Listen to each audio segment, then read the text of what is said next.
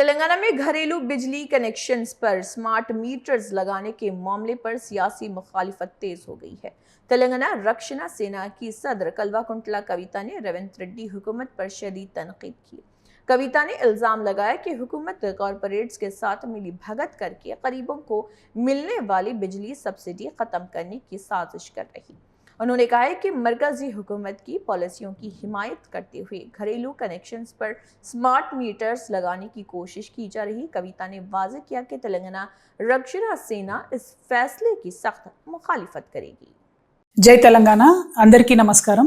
తెలంగాణ రాష్ట్ర ప్రభుత్వం పేదల పక్షాన లేదు, పెద్దల పక్షానే ఉందని పదే పదే నిరూపించుకుంటా ఉంది।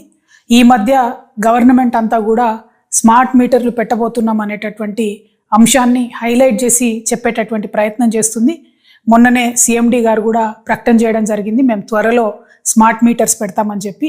అట్లనే నెక్లెస్ రోడ్లో కూడా ఒక ఎగ్జిబిషన్ పెట్టిండ్రు, ఎట్లా స్మార్ట్ మీటర్స్ బాగుంటాయి ఏంది అని, అంటే పబ్లిక్ని ఒక మైండ్ వాష్ చేసే ప్రయత్నం చేస్తున్నారు। ఈ సందర్భంగా తెలంగాణ ప్రజలకు నేను ఒక 2-3 విషయాలు చెప్పాలనుకుంటున్నాను।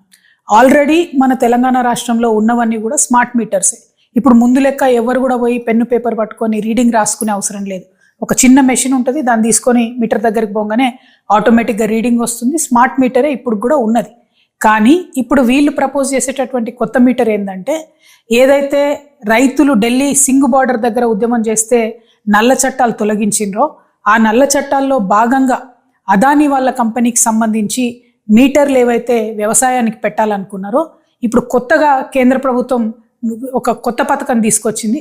దాన్ని రాష్ట్ర ప్రభుత్వం సంతకం పెట్టి ఒప్పుకొని ఇవాళ కొత్త స్మార్ట్ మీటర్లు పెట్టాలనుకుంటుంది।